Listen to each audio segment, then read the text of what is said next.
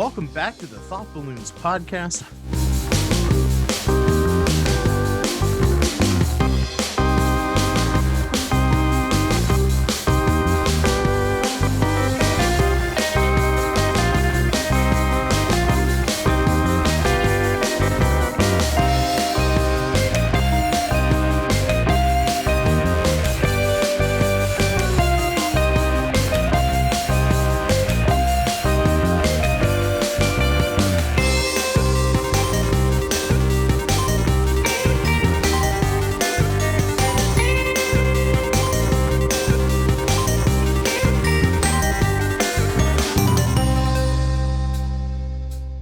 I am your host, Jeff Fulsham.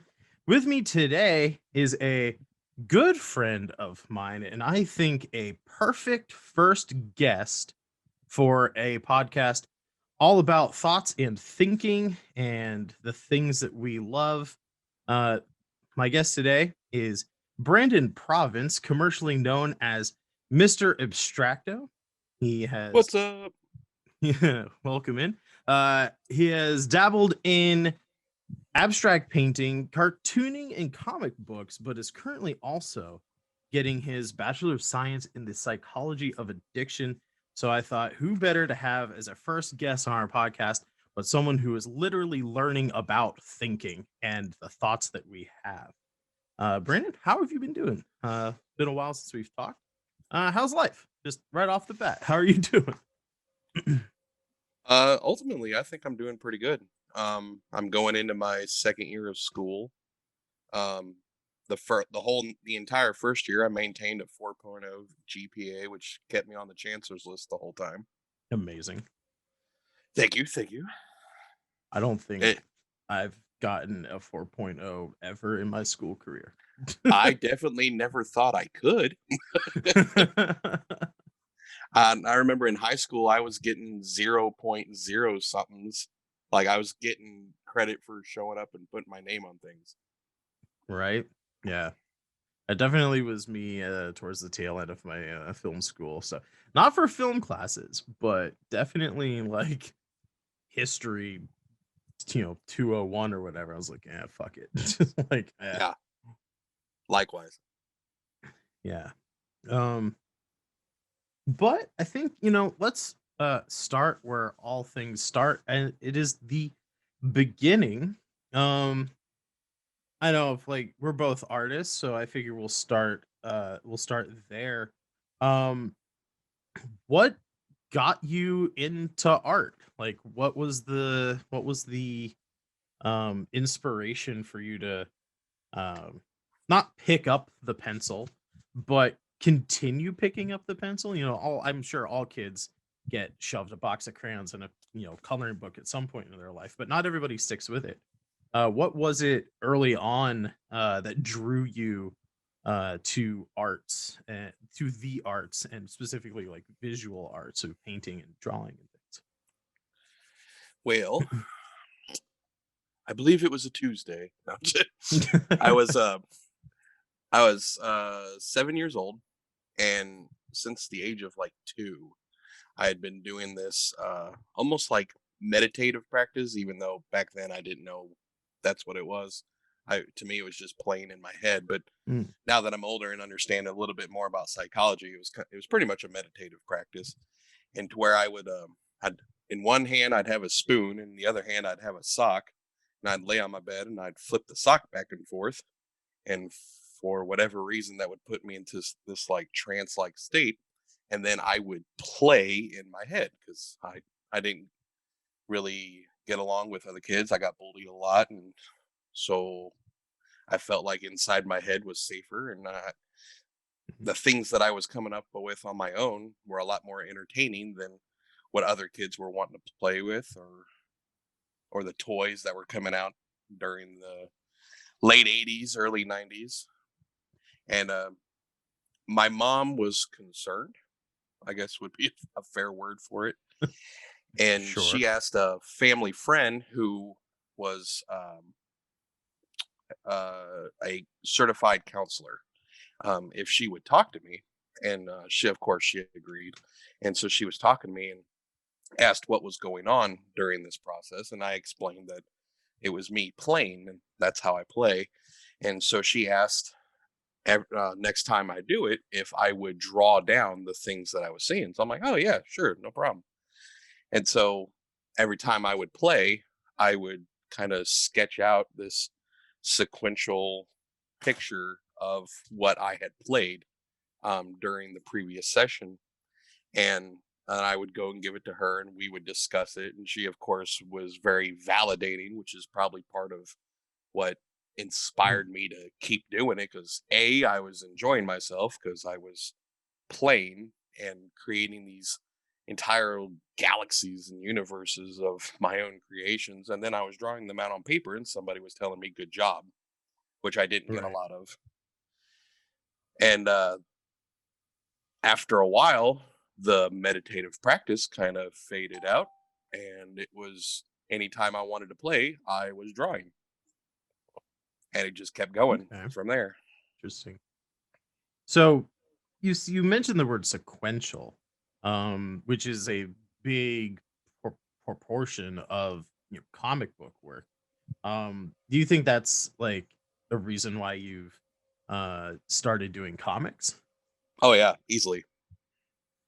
Because I feel like one of my biggest complaints about paintings actually was I felt too limited in a single piece.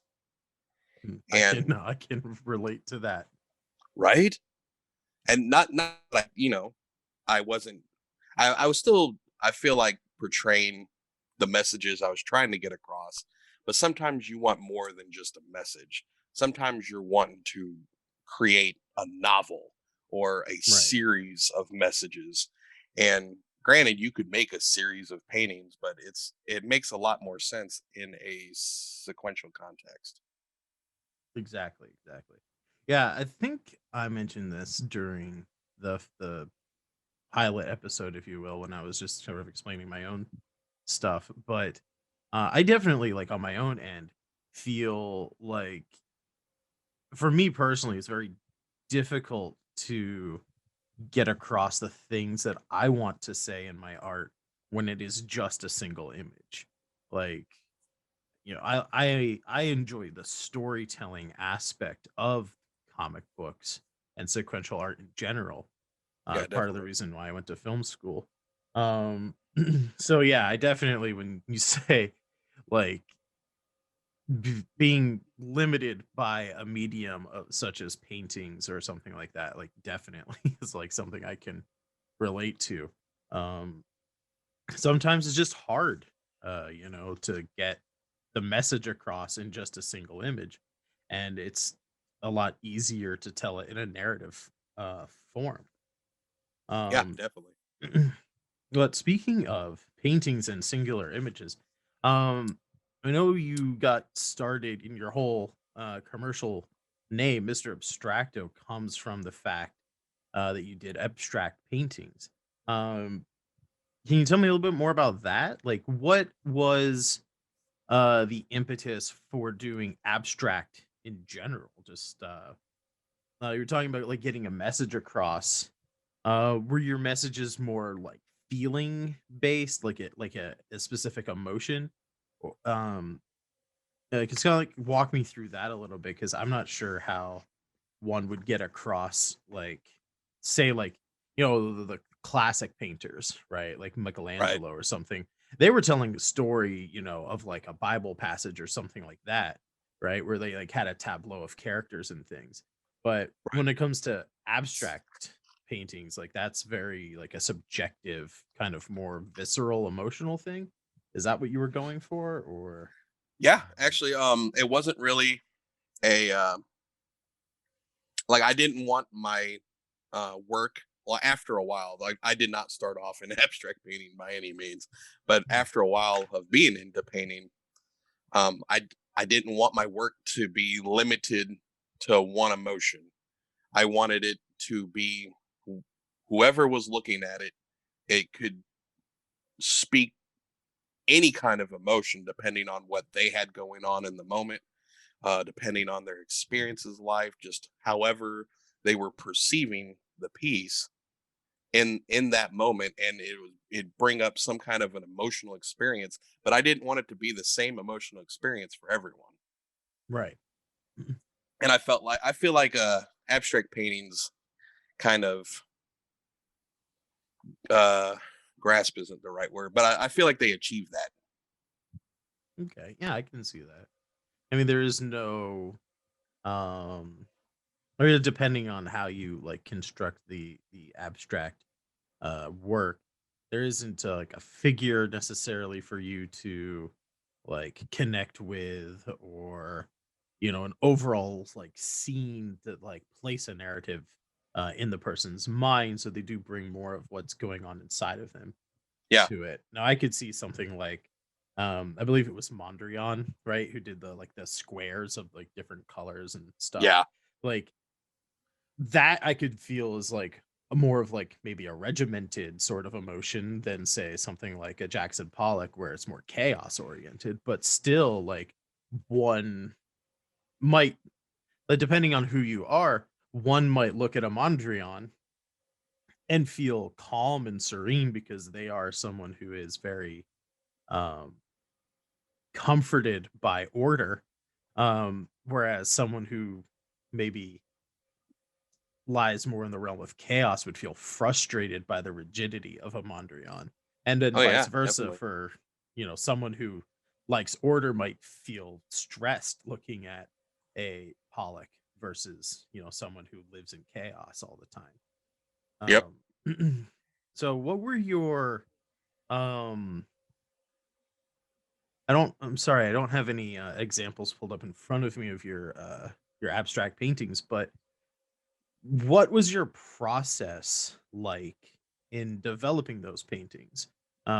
If you were in trying to evoke an emotion, like a specific emotion, or even just trying to be like, maybe not in the audience, but like in yourself, what were some of the things, like the techniques in the, let's say in the design process, that you would employ to come to your finished work in order to evoke some type of an emotion in some. A lot of it was based off my current emotional state. Because my current emotional state would generally depict what the base color in the background was going to be, and then I would do like a wash of that base color. I like um I learned some color psychology in a interior design class that I accidentally took in high school. Eh, How do you I accidentally take a class in high school? didn't realize that it was what it was. For some reason, Fair when I enough. heard interior design, I thought, "Oh, that's like a dude's class," and I was still struggling with some feelings of homosexuality and Mm. the shame that comes with that in high school. And Yeah. so I was trying to mask all of that to the best of my ability. And so, for whatever reason, my brain was like, "Oh, interior design class, that'll make you look masculine." And then I got into the class and I was the only guy. I'm like, I made a mistake. I believe that's the literal definition of dramatic irony. Yes. And also, ironically, I really enjoyed the class. But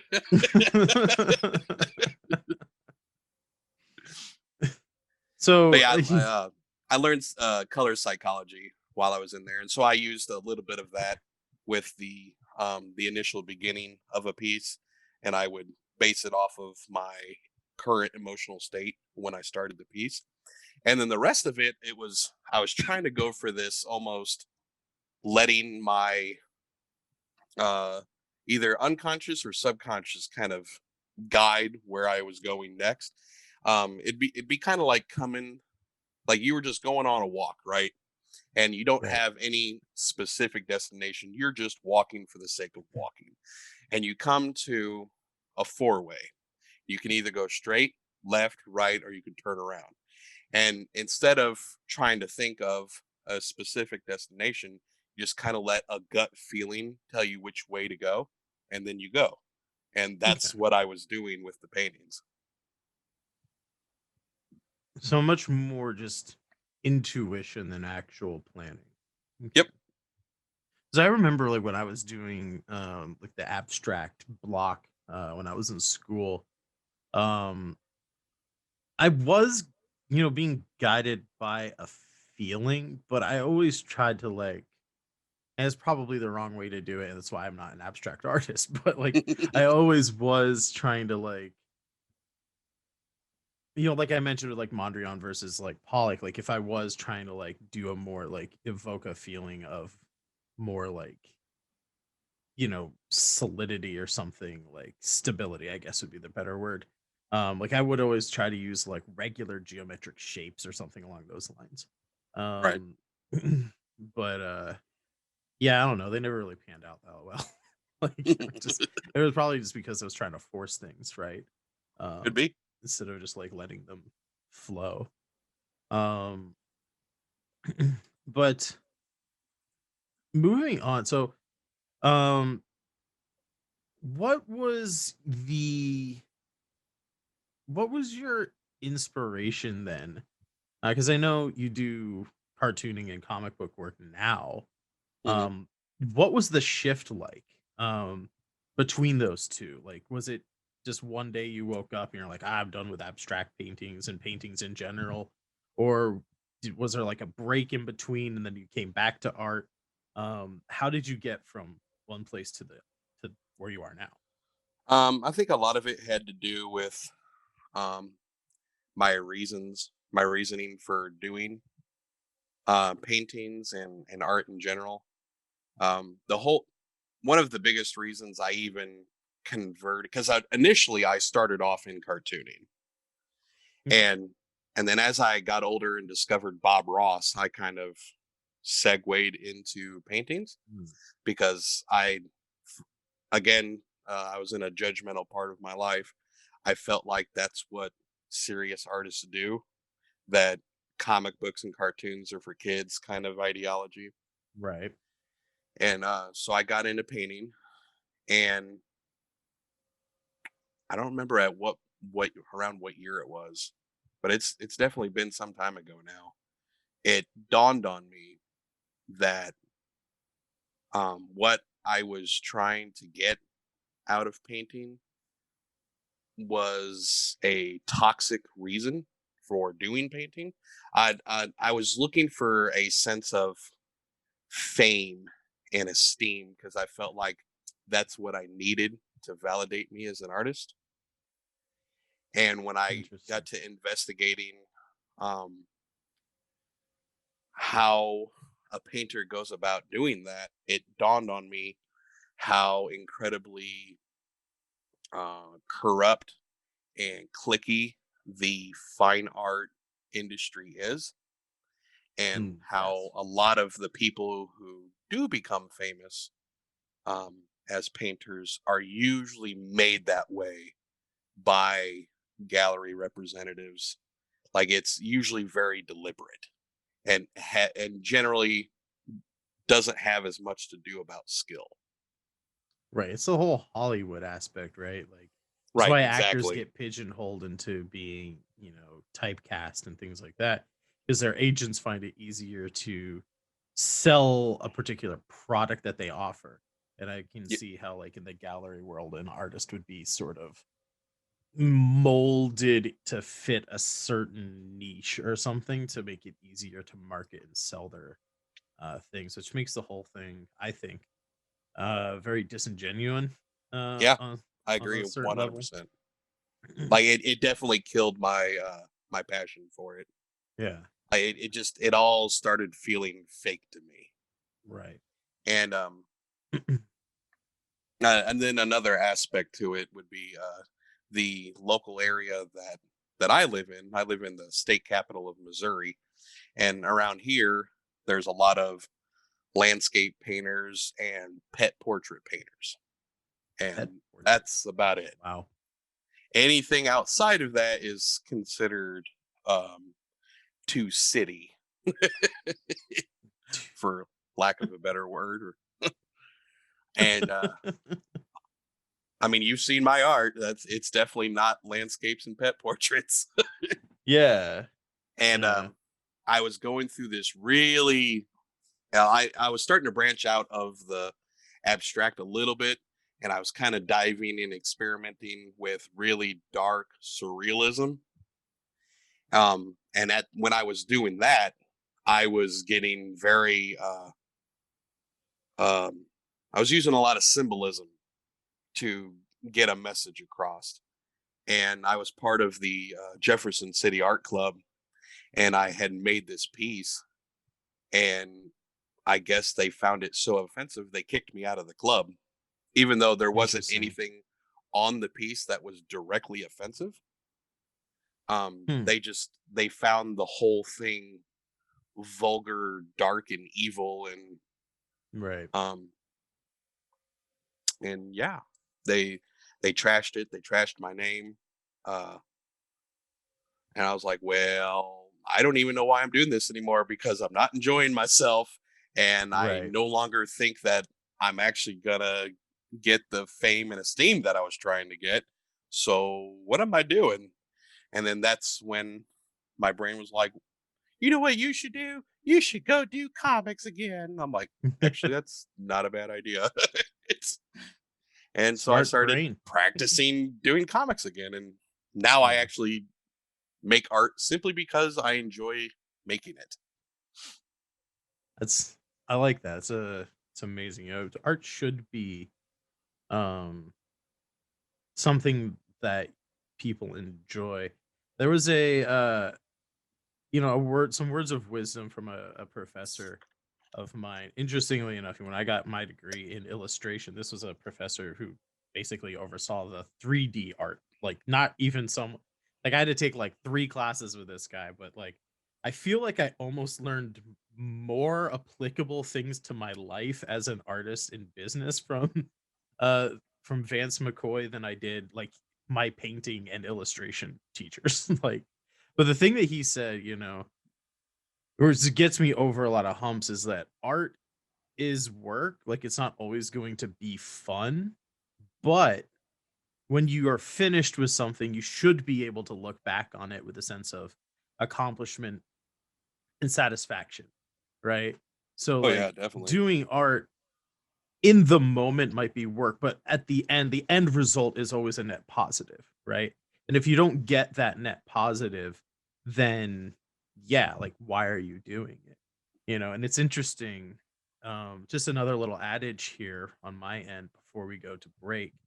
Um, but it's interesting how you had that experience and you know you turned one way on the crossroads, right? And a friend of mine, Danielle Sander, uh, kind of like redoubled her efforts. She went the other way on the crossroads. She had done a series of paintings and a couple of statues that were difficult to look at. They had themes of abuse and things like that in them. But she had gotten a show at a gallery in a hotel, in one of the bigger cities around where we live, in PA here. She was, you got this thing at a hotel, and the art director was like, yeah, bring your stuff in and all this stuff. And it was, in my opinion, one of the most unprofessional things I've ever heard of, from a gallery, coordinator. As far as I'm aware, this person never even bothered to like research her work or ask her what her show was about. She went in on a Thursday for an opening on a Friday. Um or maybe it was a Wednesday. Either way, she was like setting up during the week, right? And like the opening was on going to be on a Friday. Right. She set up all her stuff, and then like the next day, it was either opening night or like she just went in to like check on stuff. There was garbage bags, like black lawn and leaf garbage bags hanging over some of her paintings and over some of her statues that the hotel deemed as too offensive. And good on her. Like she like let him have it, like let him know, like because they were all like, yeah, we'll still show the stuff that we think is okay. We'll just leave the bags on the other stuff. Like, And she was That's like, horrible. no, like you either show all of it or like I'm gonna go somewhere else. And she ended up doing that. It was the dead of winter, a couple of years ago. She moved to a gallery down the street, and ended up advertising it as the show, the hotel name. Like she blasted the hotel, which I love. But she's like the show they didn't want you to see, right? And like use the hotel's name. And Genius. I'm good friends with the gallery owner where she showed it, and obviously her and everything else. So like, I was there during opening night and stuff, and I was, clued into a little behind the scenes stuff where at the end of the night, after the opening, like we, adjourned to the saloon across the street for a few drinks, and the gallery owner told me, he was like, "This is like the best, like period, the best January opening that we've ever had, like at this gallery." Like, Nice. as out there in Jefferson City, like winters are cold, like they're snowy. People don't want to be walking around downtown in the cold at night. Like that's not like a thing people want to do, right? Especially Right. like in a city, like there's parking garages and parking lots and stuff, but like the closest parking to this specific gallery was still like 2 blocks away, 3 blocks away. Like who wants to like walk in the night in the cold to go to an art show? And like there was over 100 people that walked through this tiny gallery. Like it was like the size of 2 average sized bedrooms put together. Like it's a tiny little hole in the wall gallery, right? And like over 100 people came to see the show because she was the kind of person who said, "No, fuck you guys. I'm going to do it anyway." And I just think it's super interesting how, to get 2 different points of view on basically the same thing, right? You got Right. censored. How do you deal with that? You know? And I think it all does come back to the satisfaction of, you know, what you want out of that specific thing, which is creating art, right? Yep. For her, she was super into her paintings and sculptures and wants to be able to have a venue where she can show that stuff and have it be appreciated. Whereas, on your end, you were awoken to the idea like, well, I never really wanted to do this in the first place. Fuck it all. I'm going to go do what I want to do. Yep. Which I think is, admirable and amazing, to be Thank able you. to come to that kind of clarity in one's life. But right now, I think is a good time. We'll take a break, a word from our sponsor, and then when we get back, we'll continue this conversation. Looking forward. Do you want to class up your gaming? Are you sick of card tables and cheap plastic sleeves for your character sheets? Do you like real wood and are convinced magnets are the only magic we have left in our current age of science? Then head over to legendcraft.ca to spruce up your tabletop gaming setup.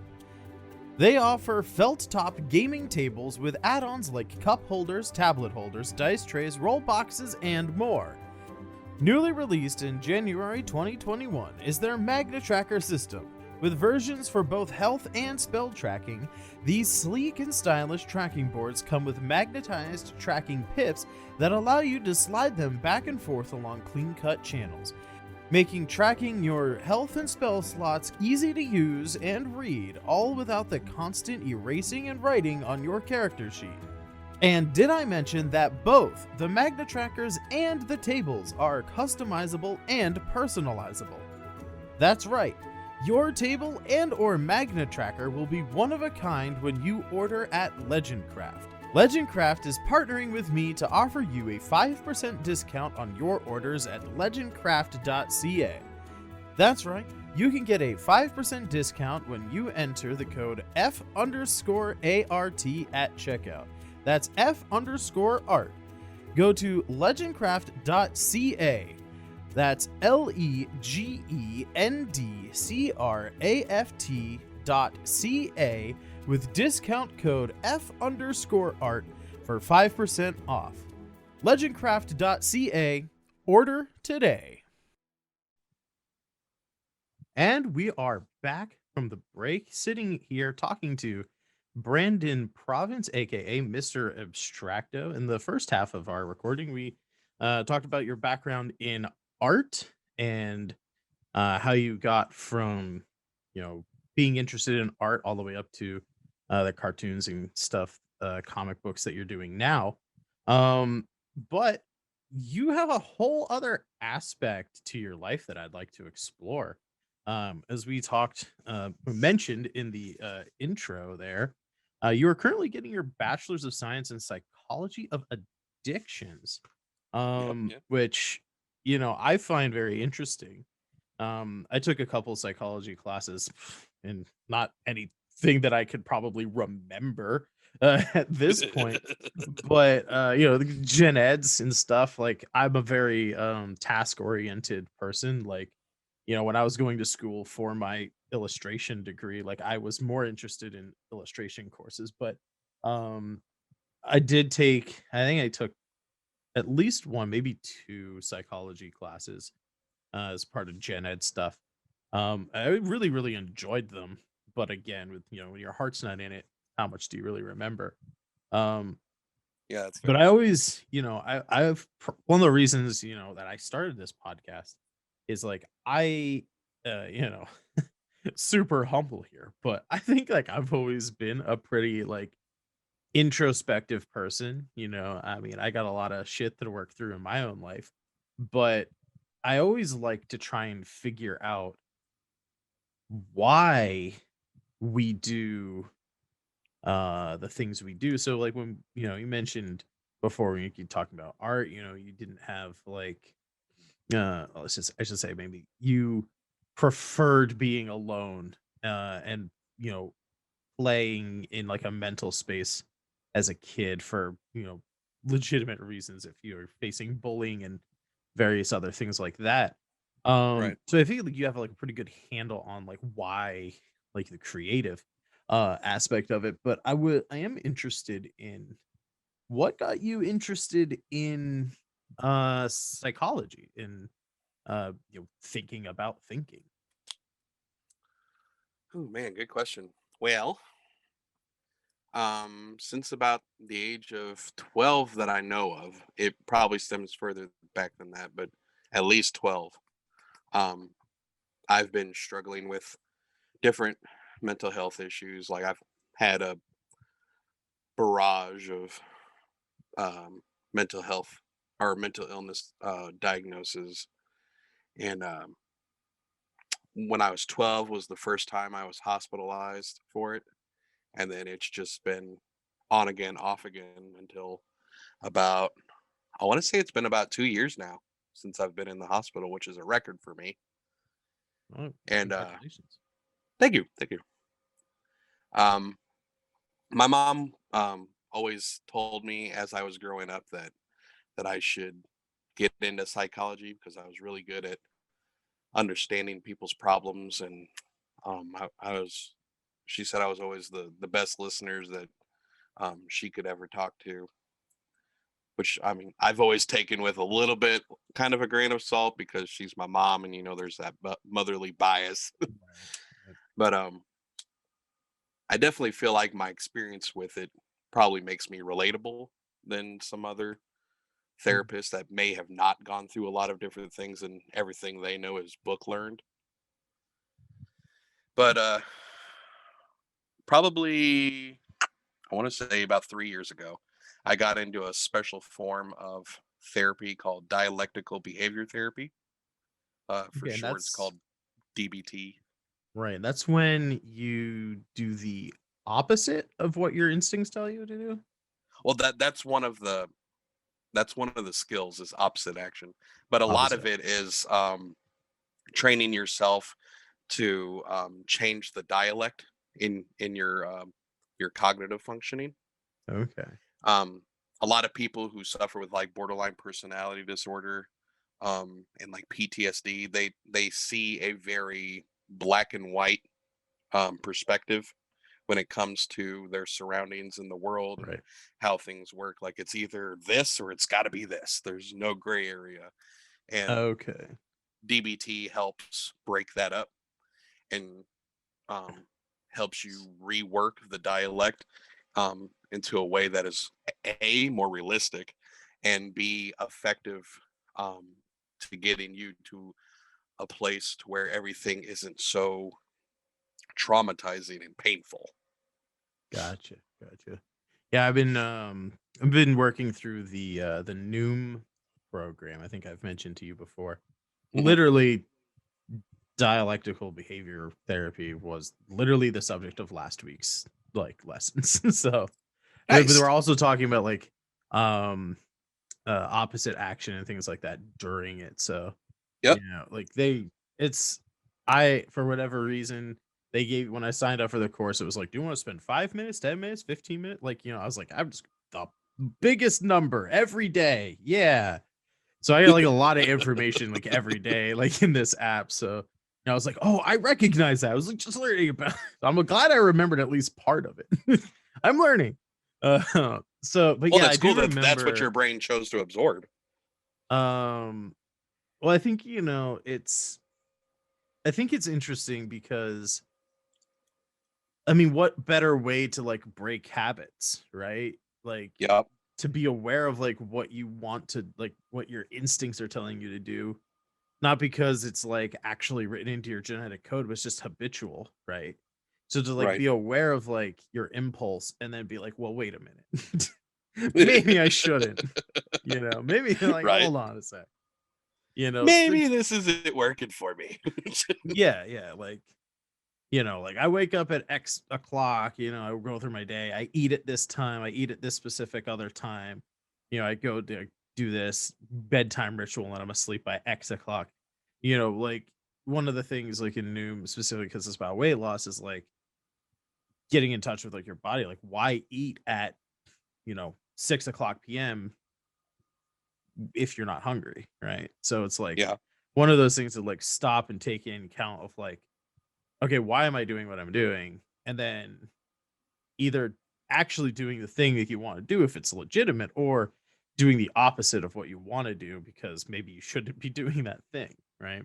Yep. But I do remember we'll talk about like the dialectical behavior therapy part about you talking about the gray area. Like that was also a big part of what they were talking about last week. We were really talking about like emotion spectrums and wheels and how it's not necessarily um and or maybe I'll back up. It's interesting, the gray area thing because it's more than our ability to use tools, our sentience, whatever, our language, whatever, right? I think Mhm. what makes us uniquely human is the ability to embody an oxymoron, to have two polar opposite viewpoints and believe in them equally at the same time, Oh yeah, right?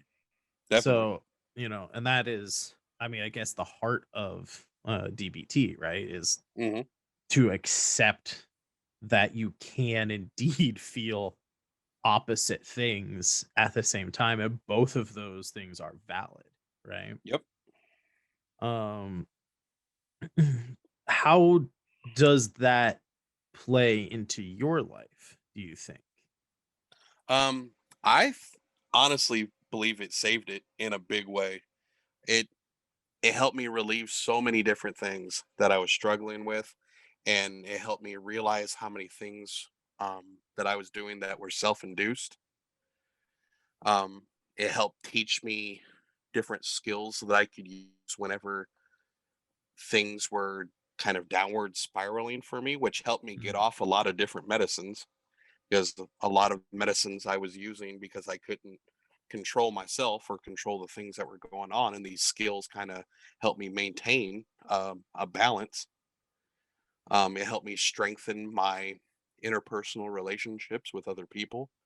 And um, another way that it plays in for my life is because of it kind of saving my life um and opening my eyes to this whole new world, to where things actually felt possible for me. That inspired me to want to be able to do that for other people. I want to help other people who feel like everything is doom, everything is gloom, like there is no possibility for whatever it is that I feel like I need in life, and I want to show them that it is possible. It's not necessarily easy, and there's probably Right. going to be a lot of pain involved. Um, and it's not the black and white world that we think it is. I like that. I like that. Thank you. Especially after the year we just had. Oh I yeah, feel definitely. like we as a world, I was gonna say as a society, but I think just as a race, as a species of creature on this planet that can uh I was we have the ability to like understand what's going on in the moment, but also project it into the future.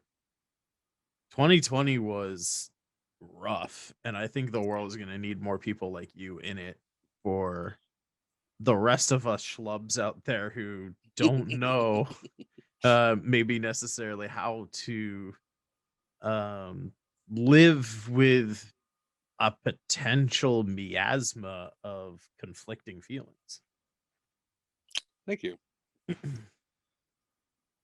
um It it feels weird that, and that's another thing that DBT has kind of helped me with, is that I'm before DBT I wasn't used to compliments. I was used to people either making fun of me or thinking very badly of me.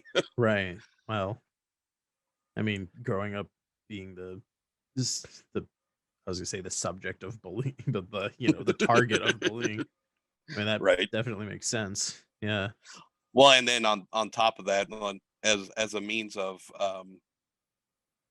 trying to get the bullying to stop, um, I became as dark and sinister as I could portray. I didn't realize I was doing it as a defensive mechanism, but Mm, a DBT therapist helped me realize that it was just armor to keep people at bay. That right. I was portraying that I was into Satanism and myself out in tattoos, and I was wearing really super gory, horrific shirts, and I was into the evilest of evil metal, black as blah. And Right. yeah, And now you like ska music. yes, It's the opposite of that. and Adele. And you're a true believer, right? uh, I can't go that far. Yeah, that. Well, at least there's lines, right? Right. There's lines. We know where we have boundaries on this stuff. Right. All right, all right. Oh, very good.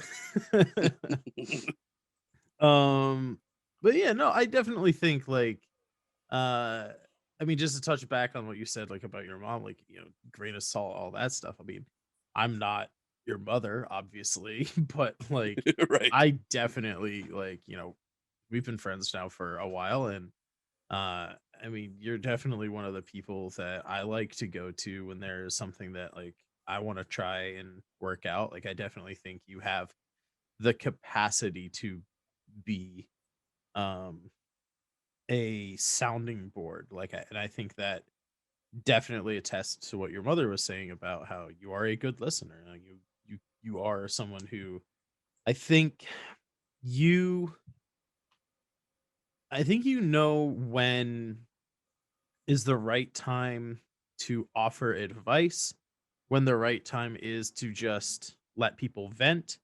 And I think you don't just listen to respond, right? I think you Right. listen to understand, and that I think is a skill in life that a lot of us who grew up with social media is a skill that we are sorely lacking in this day and age. Is it's only I feel like so many interactions with people these days, it's not, you're not listening to understand or comprehend someone else's point of view. You're only listening for little sound bites that you can then twist to your own point of view and, like, go on the attack or whatever, right? You're listening to respond, you're not listening to understand. And I think Right. you have the capacity to listen to understand. Thank you. I think the same as you, by the way. I try. I try. Which is a lot for me because I don't trust most people to talk to them. Well, I definitely am not the person who through the majority of my life had that skill.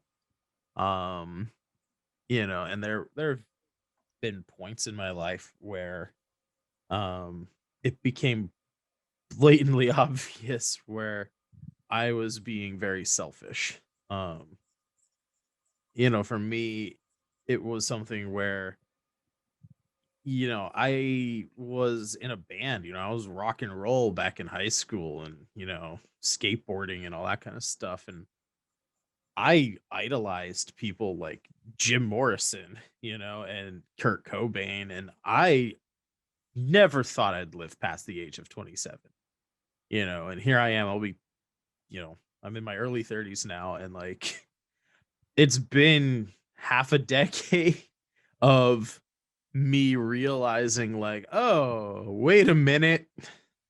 There's a hell of a lot. We're not in overtime. We're not even to halftime of this game yet, probably. That's exactly what I was getting ready to say. I was like, we haven't even reached halftime yet. Yeah, and it's just like a thing of like where I realized like who I was pre 27 and even post, a little bit, as like I was trying to come to grips with the idea of like, oh shit, my girlfriend isn't gonna, make me commit suicide with a shotgun, uh, or whatever, right?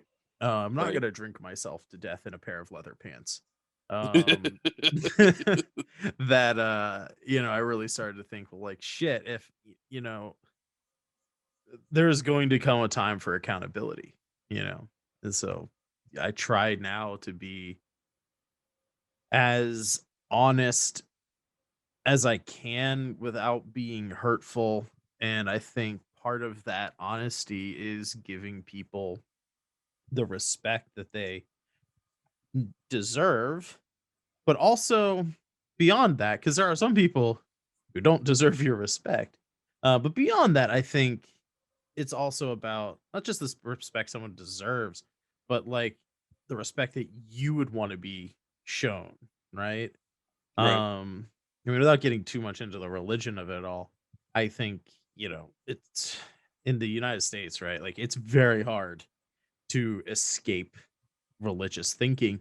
Even if you're raised in a secular family, like, it's all around us in society. And, with whatever thoughts we have on religion, I do think um the golden rule of like do unto others as you would have them do to you is a pretty solid moral, philosophy.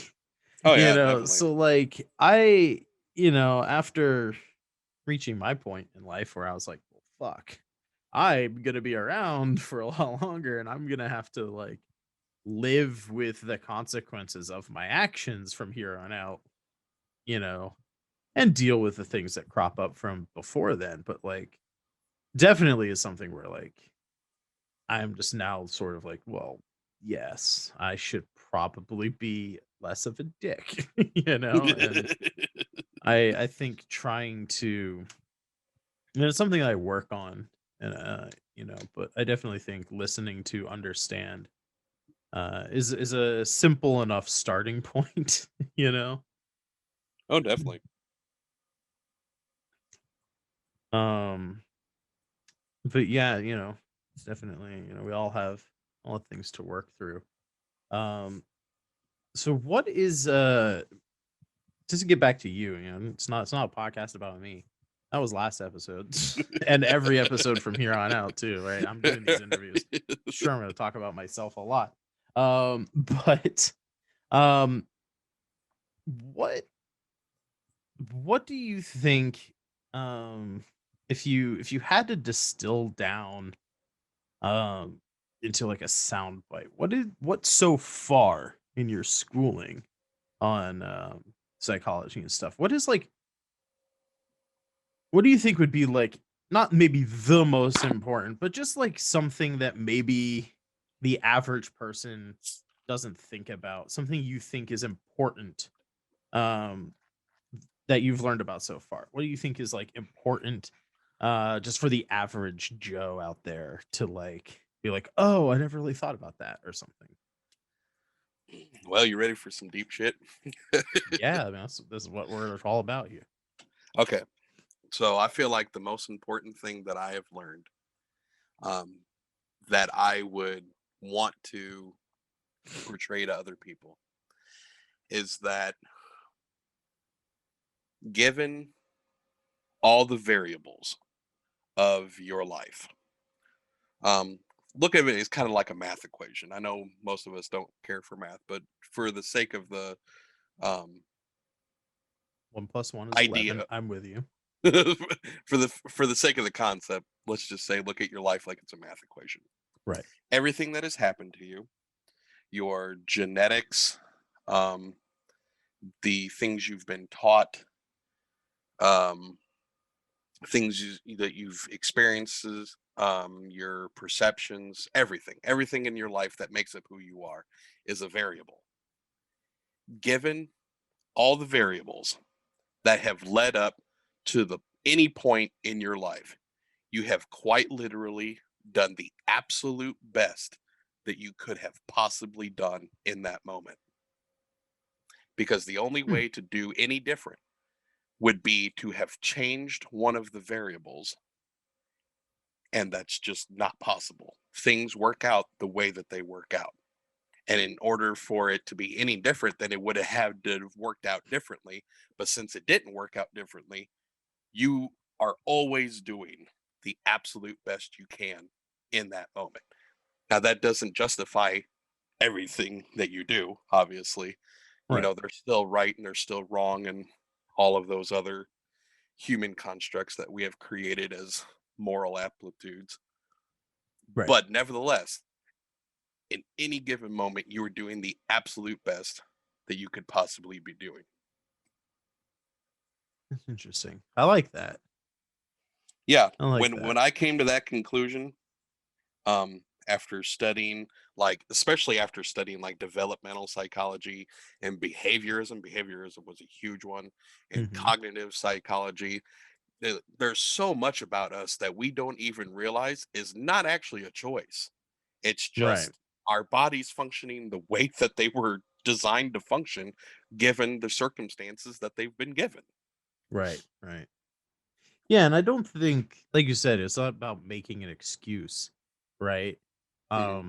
Because just because you're doing the best that you could be doing in any given situation doesn't mean that that's, and I use the term very loosely, it doesn't mean that that's good, right? Right. Like Right, from an exactly. objective, not good as in like good versus evil, but just like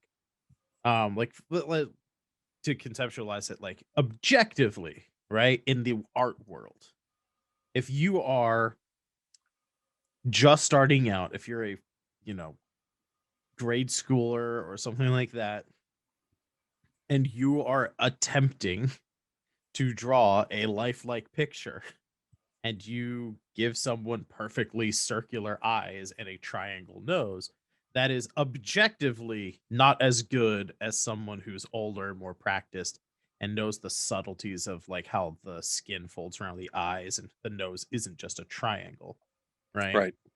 So, y- but in both of those cases, both of those artists are at that moment in time doing the best that they can do, right? Yep. So I definitely think like that applies, right? Is like we may be doing the best we can do, but that doesn't necessarily mean it's the best we can do, right? In Right. the future. Right. So yeah, I definitely agree. Like it's not something that um should be just like oh yeah, blank check. I'm gonna do whatever I'm doing the best I can. Fucking hey lady, look at my junk. Like, nah, man, like it's not gonna fucking excuse deplorable behavior, but like Right, precisely. because everyone has It like just a explains it. long way that we can go to be better people. But it definitely like I think if anything, it helps us. It's certainly like framing it that way.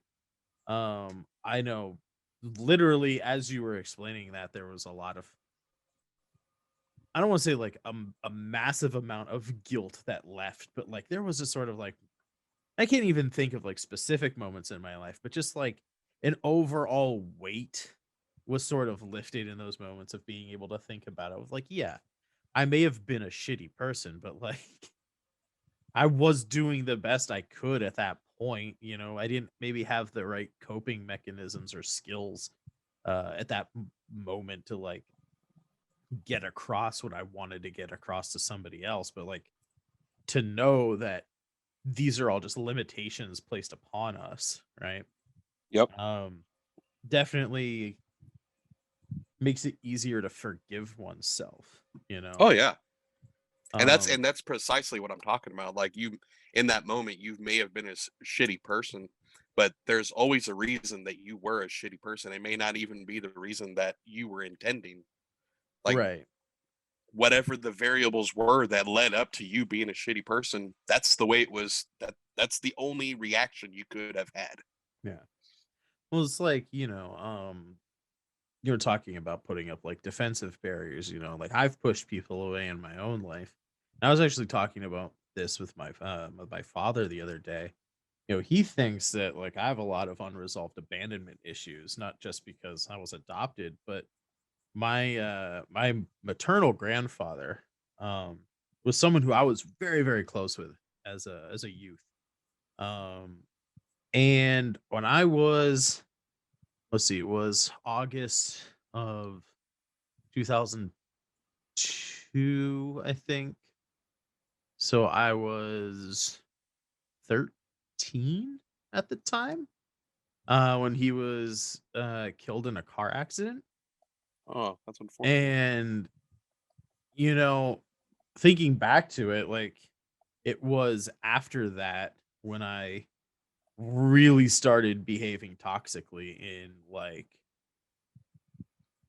what I would consider like budding romantic relationships and things.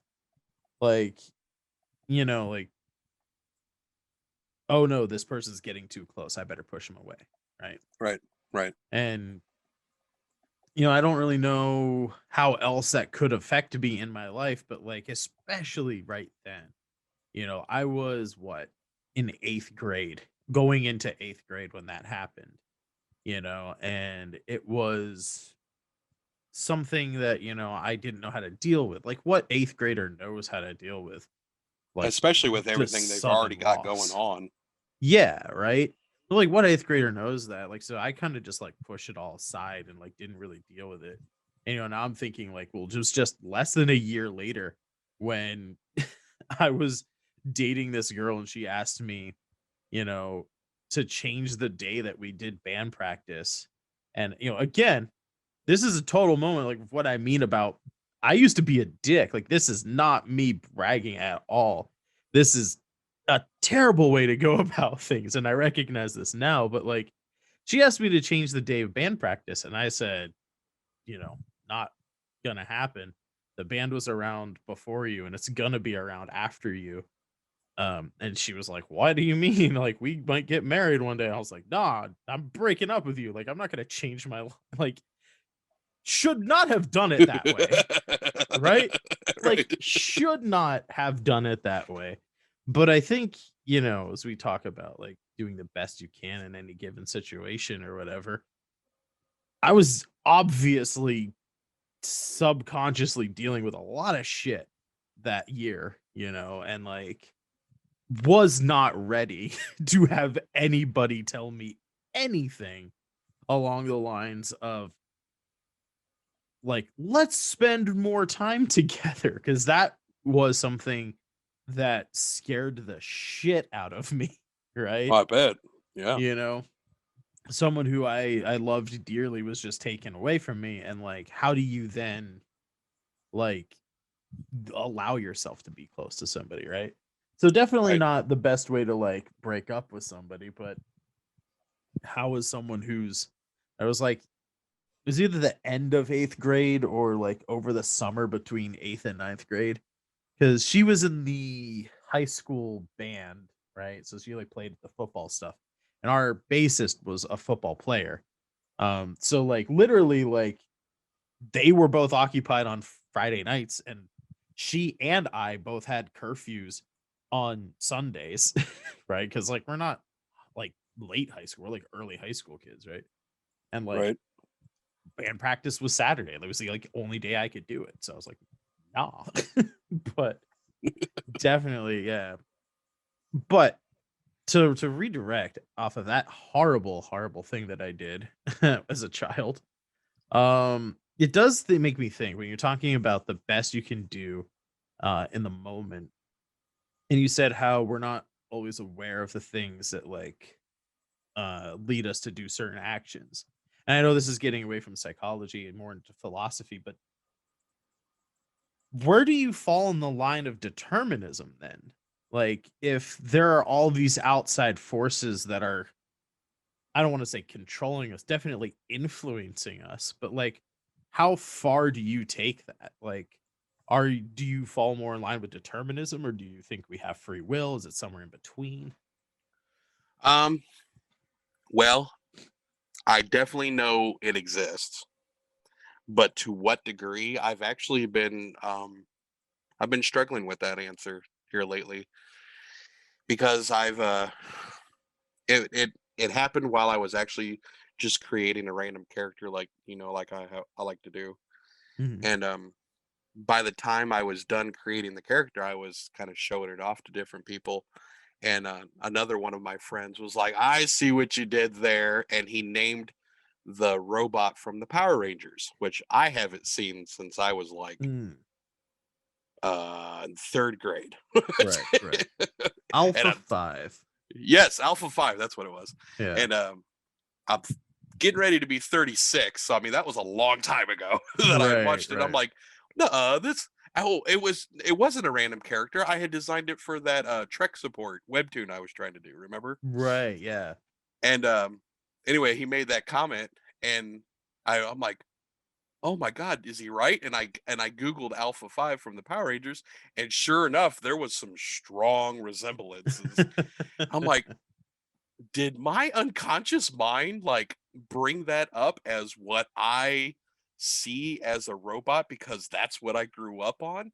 And then that got me Mm, questioning, do we create things based on things that already exist? Like, are we being controlled by our experiences, or was it an actual like free thought? Like, I don't know where that line right, exists, right. but I do know that it is definitely a factor. Whether or not it completely controls free will or not, I haven't come to a conclusion on that myself. Interesting, interesting. Yeah, I definitely know, like, in my, uh when I draw robots, I definitely give them the corrugated hose arms and stuff, and I'm looking at pictures of Alpha 5 right now, and it's not overly pronounced, but that robot character definitely has like ribbing on the Right. arms.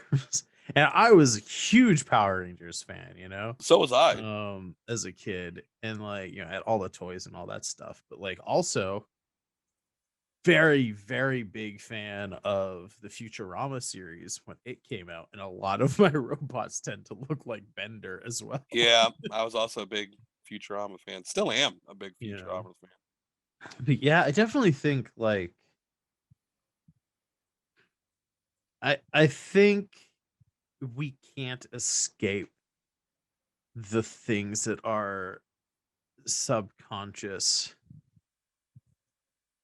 stores and then regurgitates later on, right? Right. There's a I believe it was on the Vsauce channel on YouTube under the YouTube Red series he did. I'm forgetting the name of it right now, but I believe it was that. I could be wrong because it was a couple years ago that it came out.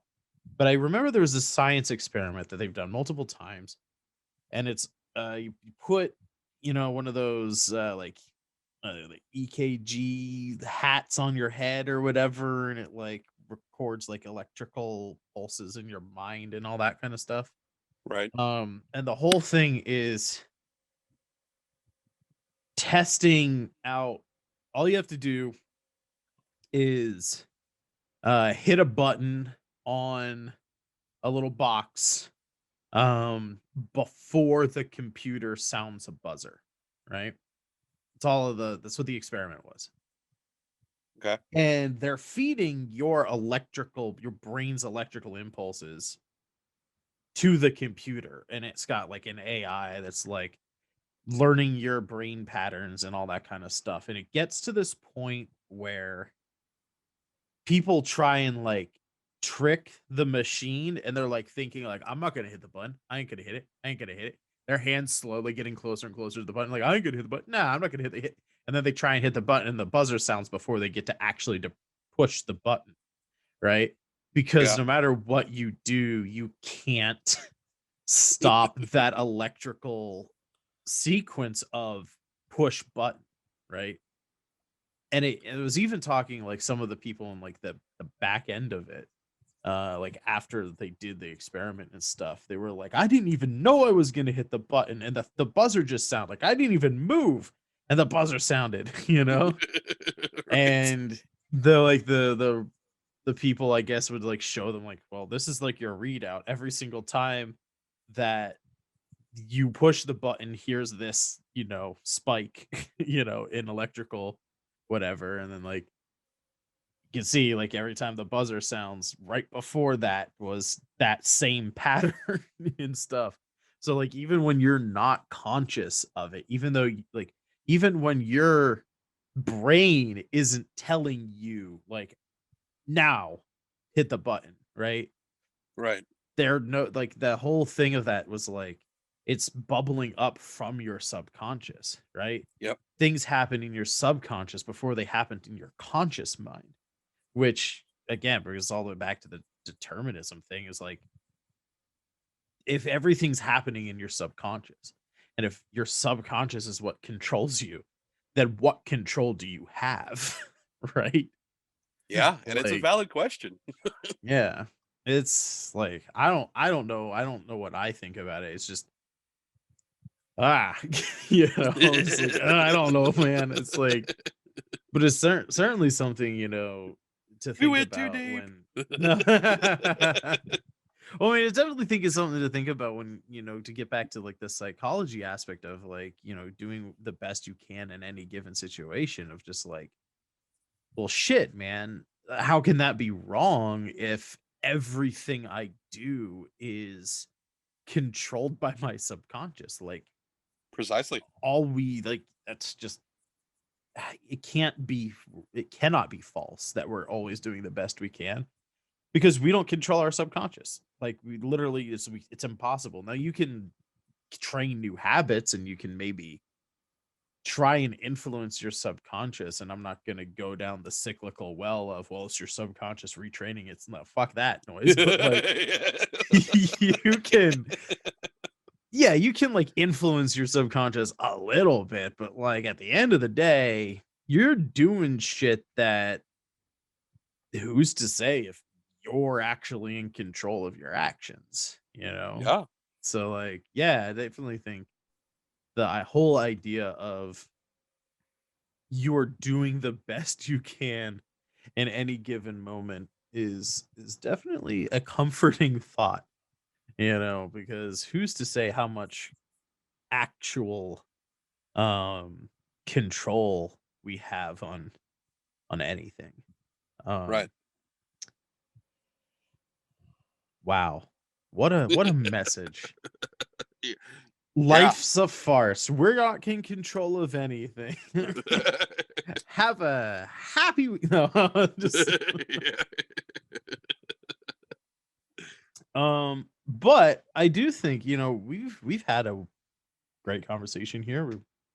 Looks like we're getting close to our time here. I would just like to ask you one last thing. Like, I know I already asked you for, like, if you had to, like, impart one idea to somebody, what would it be? But is there anything else, just like to cap it all off? Is there like any final thought you would like to leave the audience with? Hmm.